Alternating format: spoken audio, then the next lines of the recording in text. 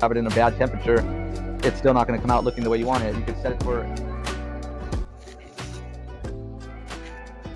All right. Hello, everybody. Welcome back to Ties vs. Dies. Today we are going to be walking you through a die application for a unique accordion folded. It's supposed to be a lotus or an Aztec lotus. That's what the inspiration was. We got 2 diamonds and then like flowers coming off of it. And then this is just going to be like a mandala, half mandala sleeve with a hourglass spine. And so this is the color pattern that I was going to be showing you how to apply. I went ahead and just did the half mandala sleeve. That way you could have an idea of what we're aiming for. And so I could show you more clearly what we can achieve with the die application and utilizing the different colors. And so check it out. That's what we pretty much have here. And so yeah, without further ado, let's get into it. Hold on. Let me actually put some music on real quick.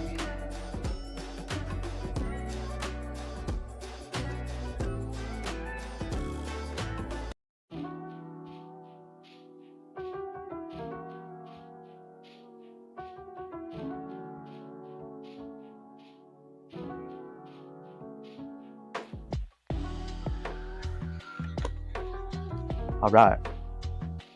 And so what we're going to do initially, we're going to come with our yellow. This is a fluorescent highlighter yellow. And so let's get into applying the dye and kind of see how we like to do that.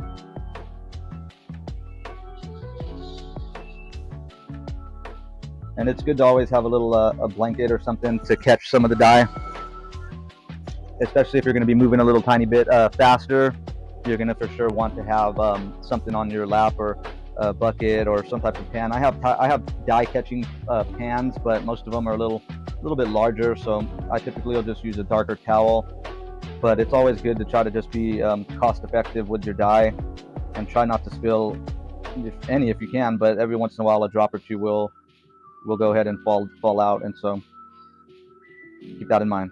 Be aware of that. Don't ruin your carpet or your clothes. A lot of ruined pants and shirts and you name it, carpets.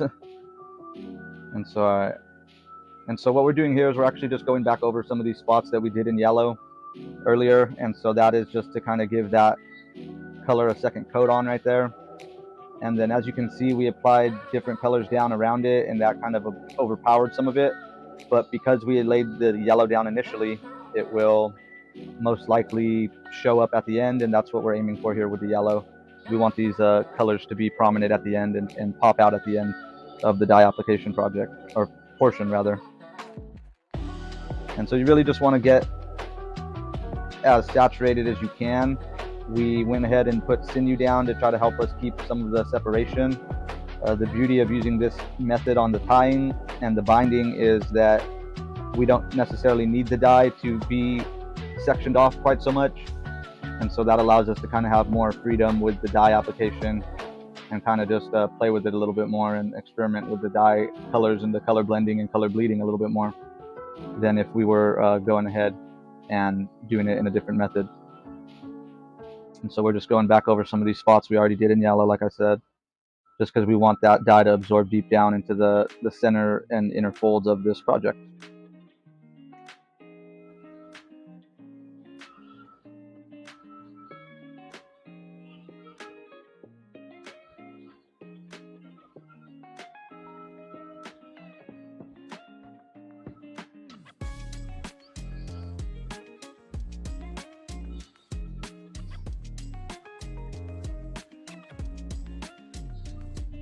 And what I'm doing now, I'm actually just going into the body of the shirt, and I'm kind of just doing it like in a kind of like a Y pattern. I just want it to be kind of like streaks of this yellow throughout the body of the shirt, because it's folded up in a trip style, as we did earlier on in the last episode of folding this shirt and binding it. And so when we utilize this folding style, we can actually put some of these more colors down, and they will absorb into those inner layers as long as we do it right. And you can kind of just be, sporadic with it. I like to kind of wrap it around, so I'll try to have it connect to itself on the other side of the shirt. And so this is how I try to achieve that pretty much.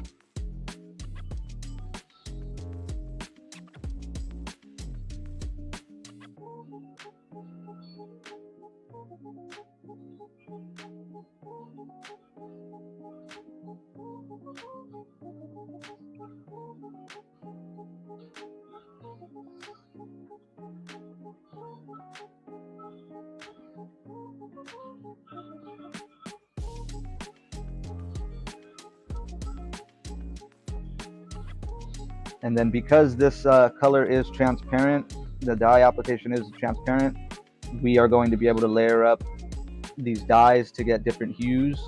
And so a good way to think of this is if you're going to be laying down certain colors and you want a kind of different trippy blend of color in a certain area, you can lay down a color like yellow, and then you can come back over the top of that with like red and you'll get orange, or blue and you'll get green, or yellow and you'll get double yellow.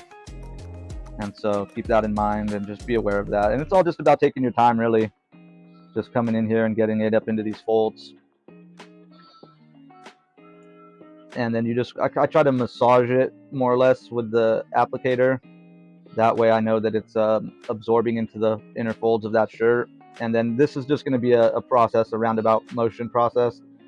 And so that'll do for the first round of the yellow color. We're going to come back with it. I think yellow is a really good color to have in your projects. It gives a lot of contrast and a lot of depth to whichever colors you end up using. And it's a really nice color to come back in at the end with, because like I said, it blends with most of the colors, and it lets some of these colors pop out in a way that you can't really predict, honestly, because you're adding, you're making new colors as you're layering it up. And so all those different hues and those different tones of color are unique to each tie-dye project that you're doing. So keep that in mind. And we actually had one of our diehards actually commented to us earlier today and asked us a question in regards to set time. I believe the question was, how long are you supposed to set your tie-dye projects for? And this is a very good question. This is something that I definitely struggled with in the beginning, and it's hard to spend 4 or 5 hours plus sometimes folding and binding and applying dye to a shirt, and then you get kind of giddy about it and you want it to be done, and so then you won't let it set properly. And sadly, that really is what has ruined more shirts for me than anything personally, just that not having patience. And so really I recommend that you can just get accustomed and get into a good habit of giving it proper set time and a proper wait time. That way you will be happy with your finished result. And so my answer was that I don't think it's necessarily, you're not supposed to necessarily think in terms of, well, how long am I supposed to let it set for? Because there's a lot of different factors that you honestly want to be considering. One of the main ones is the temperature. The second one I would say would be the dye absorption, to where do you have enough dye to saturate your shirt? And then the chemical reaction is really what you're waiting on. You're waiting on that chemical reaction to take place. And so the longer you can wait and the warmer your t-shirt is and the more dye that you have soaking and reacting, the deeper and the more strong the bond will be with the fibers of the shirt. Because you have to think like, microscopically, I know, big word, right? But microscopically, the fibers, you just want the dye to chemically react with the fibers of the shirt.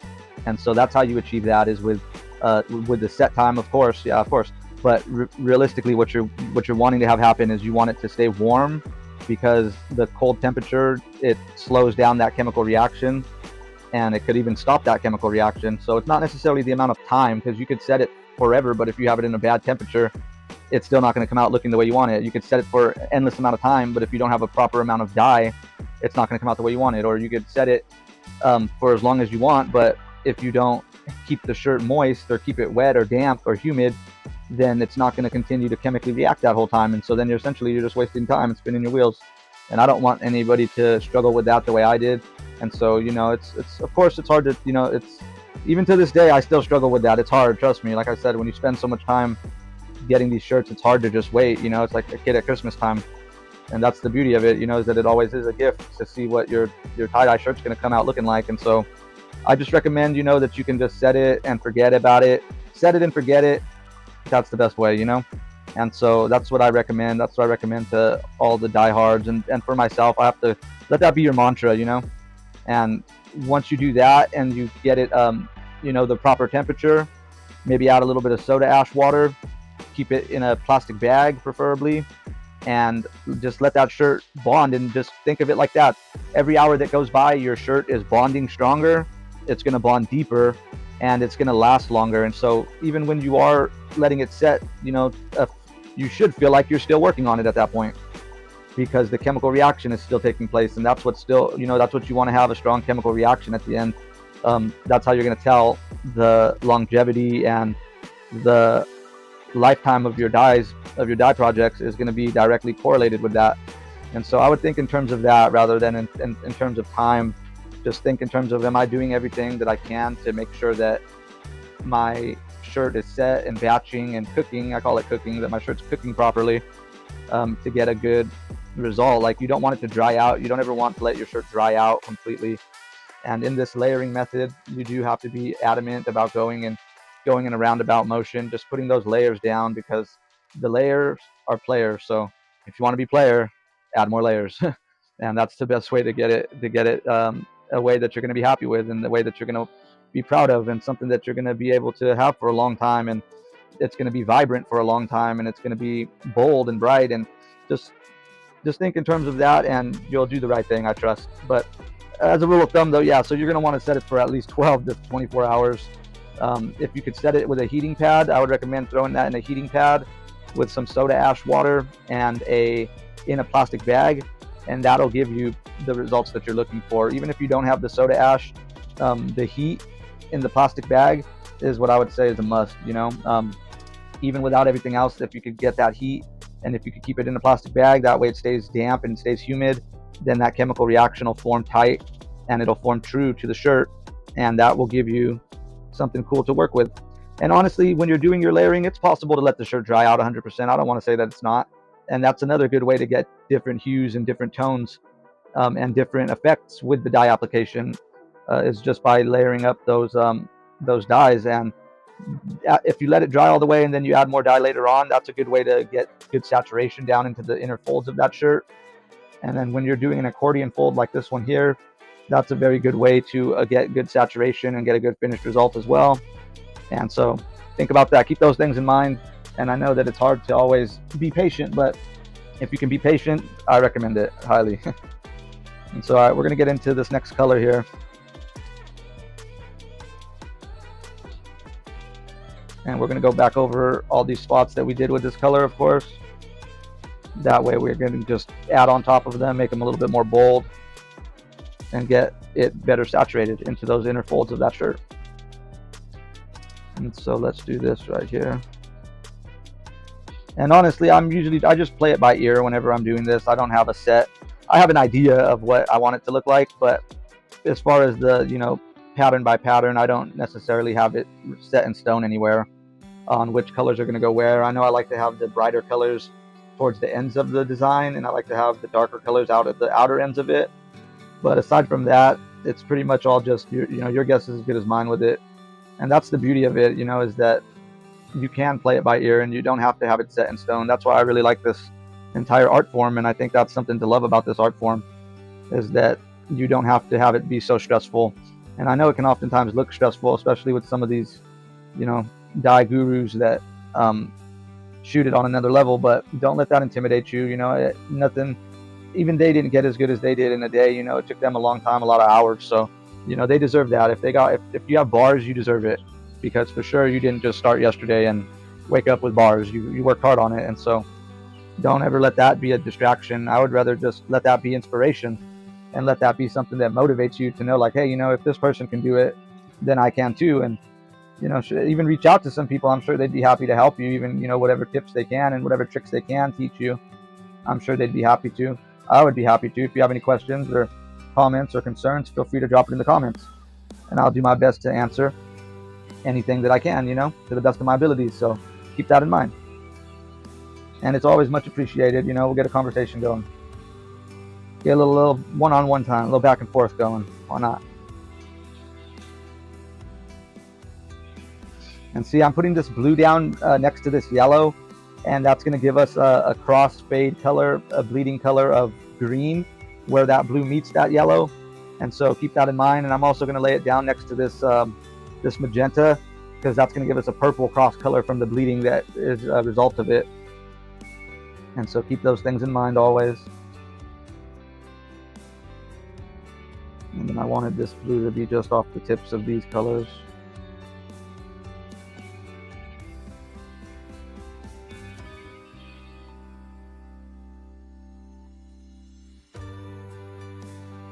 And remember to work it in with the tip of your dye applicator, because you want to really massage it into the fabric.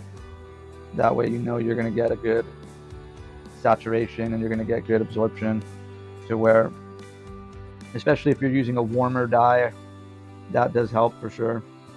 Sometimes what I'll even do is I'll go back over the whole project with some warm dye. Like if I want it to be in a certain hue or a certain tone, I'll go back over it with some, like, let it soak in some soda ash dye that's like blue or yellow, and it gives it a cool effect, because the inner layers and the original layers you put down are gonna, for the most part, stay what color it is. Even if you put dyes over the top of it, it's gonna kind of give it a little bit of a hue, but it's not gonna push out that dye. It's gonna keep it pretty much where it is, and so keep that in mind.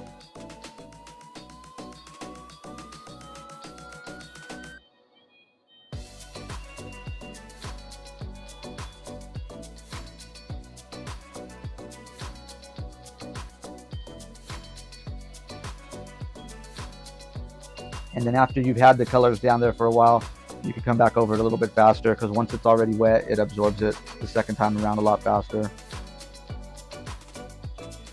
And so that's a good little tactic and a good little method to have be a part of your knowing and your arsenal.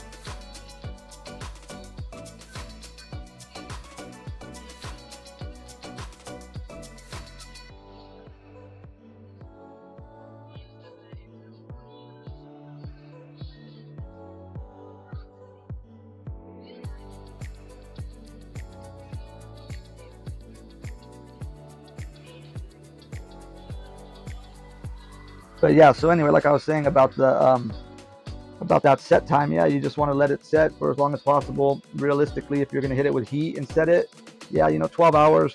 If you can wait 24 hours, I know it's hard, but patience is a virtue. So the longer you wait, the better the chemical reaction is going to be, and that's going to ultimately give you a longer lifespan and a better finished result. So yeah, try to wait as long as you can.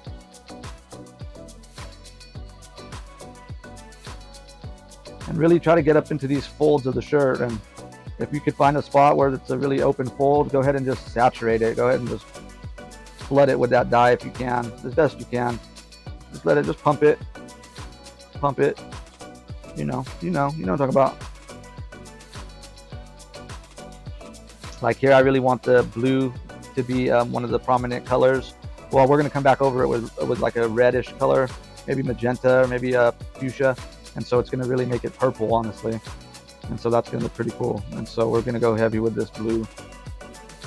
And like I said, like right here, there's a little fold that's open. We're going to get up in there and we're just going to pump it until we feel like it's absorbed deep down into those folds of the shirt.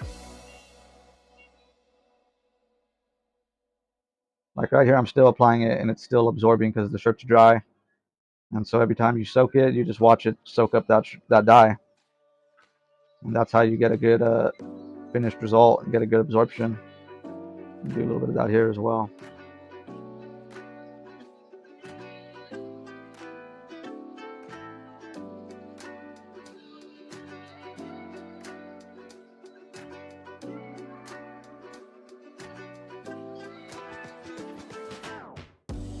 That's why it is nice to have these little needle tip or just fine tip applicator tips, to where I usually get them and then I'll just super glue them right onto these little 4-ounce bottles. That way I could just keep these little 4-ounce bottles, because it's a good size of amount of dye, but the tip on it is not fine enough to really get up into these folds or have it be a detailed applicator. And so you want to have both. You want to have some that just really runs a lot of dye if you want to saturate it, but then you want to have some that are more fine point, fine tip application tools. And see, that's how you get that like that, to where you want to be able to get these up in here, but you also want to be able to control the flow if possible. And so that's why I really do recommend these fine tip applicators. I'll put a link in the description if you wanted to grab some. I definitely recommend them. They're not too expensive, and trust me, if you're not using them, you'll see immediate results in a positive way for your whole tie-dye game. That's something that you can do to improve your tie-dye game overnight for sure, to get these fine applicator tips if you're not already currently using them. I know most people are, but if you're not, I recommend you get yourself some. I I was always hesitant just because I'm, you know, doing it. I'm not always on a budget, but I'm just, you know, I'm cheap, so I don't like overly spending money on stuff if I don't have to. And I would say if you're going to be tie dyeing, for sure, this is a must. It's a must get. And once you get them, like for me personally, I went a long time without having them, and I was like, I don't need those. I don't want to spend $5 on them because I'm a cheapskate. And when I finally did get them, I was like, dang, I was kind of kicking myself in the butt just because yeah, it's invaluable. The amount of control and the amount of time that it saves, because you don't have to overly stress out on trying to not put too much dye if you don't want to. With these fine tip applicators, like they run a lot of dye. If you need it to, you can pump that dye out of there pretty fast. But also on the flip side, you can control that dye very nicely as well.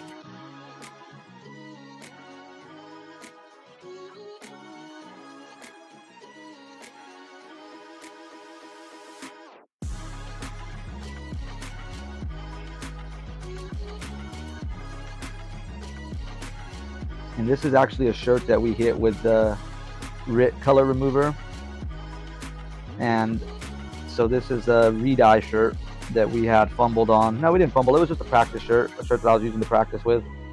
And I finally decided to get serious with it and go ahead and try to just make it into a finished result shirt, just so I could show the range of what you can achieve. You know, even if you're just upcycling your projects, you know, the sky's the limit.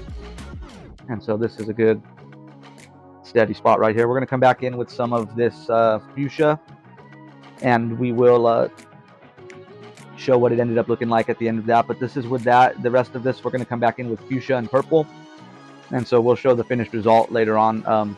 But yeah, I think that's going to be it for now. So thank you for your time. Thank you for your patience, and thank you for staying tuned. We definitely appreciate your company. So we hope that you enjoyed the video. We hope you enjoyed your time. Diehards, thank you. It's always good to have you here. We will be back soon enough, so be on the lookout for the next video. And all right, just stay tie-dyeing and tie-dye the world. All right, diehards, loved ones. All right, later. Over and out. If you have any questions or concerns, leave them in the comments. Thank you. All right, bye-bye. Tie-dye the world.